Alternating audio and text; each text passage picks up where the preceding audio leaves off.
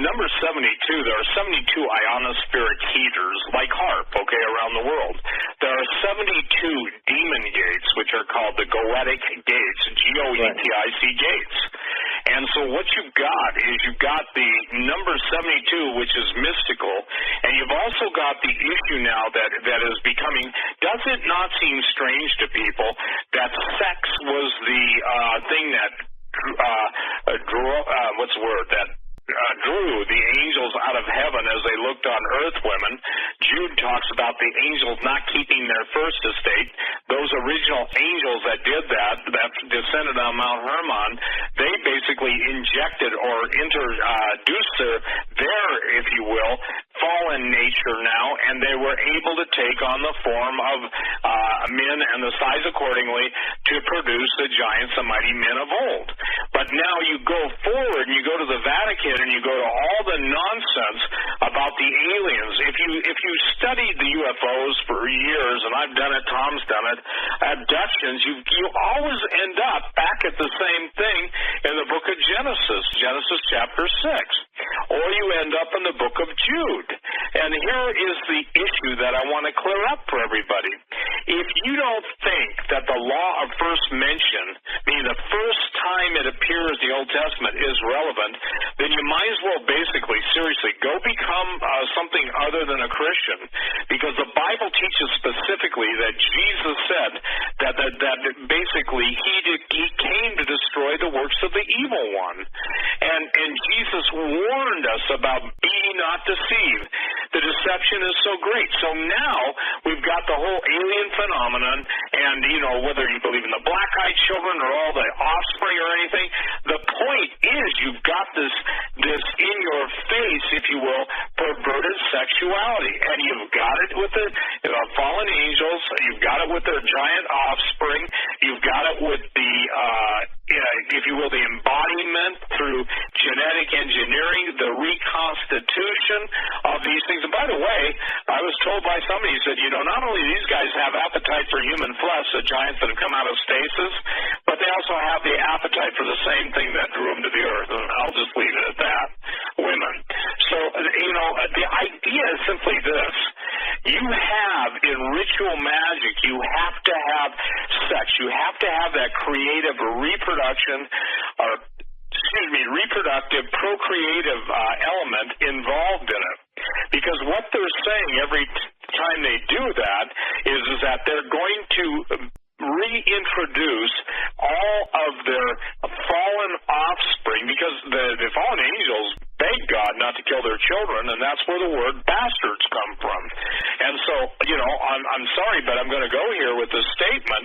I do not believe that most of the people that we see in the Congress and Senate are still human beings in the classic sense of the word. I believe that they have given themselves over to a Luciferic initiation, and that is the only way to explain the Republican Democrats intentionally destroying this country to bring about the Great One. No one was even astute enough to say, yeah, but what's the source of your experience? You see, so this is why modern Christendom will accept everything except the truth. They will persecute the truth, and the modern Christendom who are reprobate will demand the state that they go and take us out. And Tom, my formula now is playing out, and I didn't originate this.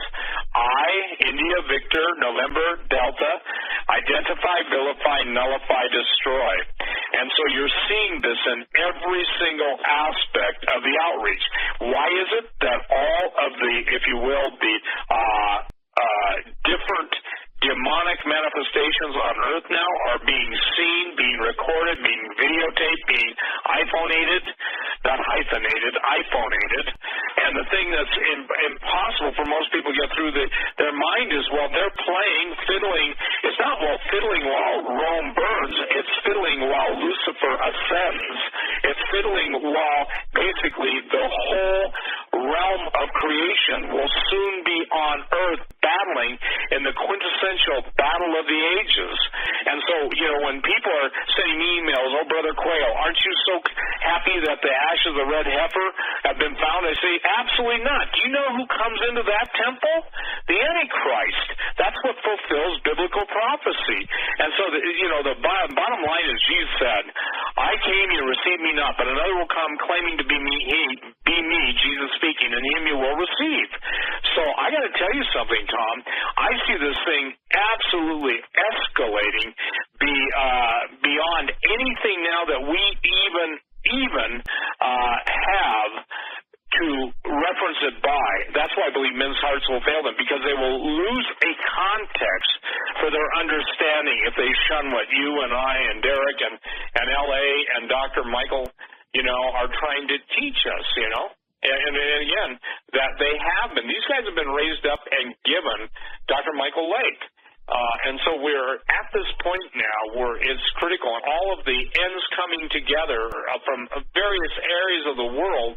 It didn't happen 10 years ago. It didn't happen 20 years ago. It happened in the last couple of years, and that's because God is going to present a cohesive picture of history, and whether people accept it or reject it, that's their responsibility before God.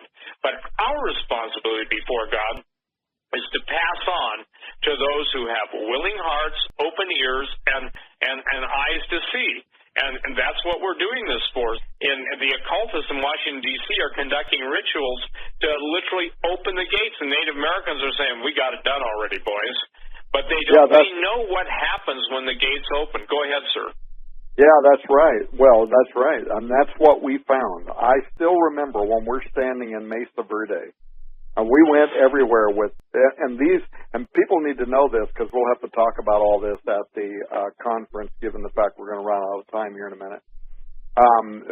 The people that we met with in the Four Corners area, these were not Johnny-come-latelys. Through our mutual friend Michael Herring, who was many, many years a museum curator for the American Indians, a senior lecturer at the Smithsonian Institute, and we still may have an opportunity to interview some of the people at the Smithsonian on what we have called in our book, the Unearthing the Lost World of the Cloud Eaters, the Great Smithsonian Cover-Up, why the bones were acclimated.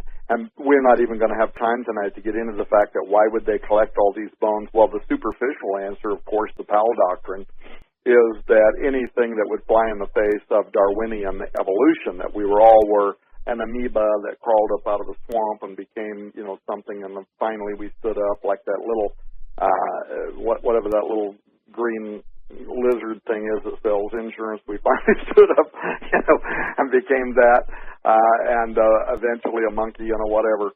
Anything that flies in the face of Darwinian evolution had to be shut down according to the Powell Doctrine. Well, of course, giants, and we didn't. I'm going to show, by the way, some of the Smithsonian's own records. I've got records, and New York Times 1980s 1800 and 1900 records from the Smithsonian showing where they recovered the bones of giants that were 11, 12 feet tall and even higher. And these are in their executive reports. Well, that's bigger than what most people believe Goliath in the New Testament was, which many people put at 9 feet, others put at 18. But the whole point is, what were they doing spiriting away? And Bind Deloria, who is an academic and an attorney in the among the Native Americans, said that there's a Indiana Jones-like building where they're hiding these bones. Well, why are they doing that? Well, the answer is only partly that it was because it flies in the face of Darwinian evolution. The other answer is what we learned from the senior leaders from among the Zuni and Hopi tribes, which was, this was unprecedented because the Hopi don't sit down with anybody, and yet we got the leaders of their tribes. We got people that were the representatives to the U.S. government for tribal affairs. I mean, we got top-level people that are part of the Unearthing the Lost World of the Cloud Eaters book and also your documentary film that sat down privately, secretly with me, you, and both of our teams for a week late last year. We learned from them there's another reason why they collected all their bones, and it is occultism, that those bones, according to them, have a kind of magical, metaphysical property to them that has to do with the Raphaim of the Old Testament scripture that talks about those bones, those dead giants squirming beneath the surface of the earth, and Isaiah praying that God would not allow those giants to rise from the dead. That they have a rejuvenating kind of mystical property. Timothy Alberino and you ran into that when you were in Peru, that the children go out and they lay on the top of these giant grave sites. Why? Because they acclimate the energies of these gods. So there is a great deal of mysticism around this, but it does also seem to be supported by Scripture. And we're going to get into all of that, what we learned, and probably some of these deeper secrets. Doug, I'm really sorry that we ran out of time tonight, because I definitely wanted to ask you about Pizzagate. Why? Because as we're talking about occultists, the number 72, and Derek Gilbert wrote a whole book, the Great Inception, which goes into the whole thing about 72. Why did Jesus send out 72 disciples? Because Jesus came to fulfill what the Hebrews of his time expected in the Messiah, to overturn the curse that the Watchers had brought upon the earth. So very fascinating stuff. We're going to be getting into all of that at this conference, and it's actually going to revolutionize people's understanding of the gospel. So they need to get the live streaming or to get the DVDs after the fact, since evidently the whole thing is sold out.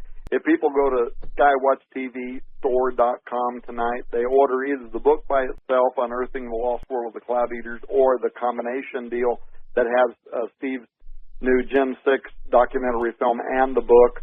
There's a whole ton of stuff over there they're already giving away free, but if you type in the promo code Hagman on checkout, we're also going to give you Chris Putnam's DVD on his last DVD, his last thing he made before he died, the Vatican Extraterrestrial Connection, as well as the book that so much of our research is actually based on, right? The Ancient Book of Enoch. I want to ask you some questions, because when you're talking about Crowley occultism, as you know, Aleister Crowley said, when you're doing this magic and you're bringing up the supernaturalism from this other dimension, nothing is more important than the blood of the innocent, the blood of the pedophilic victim.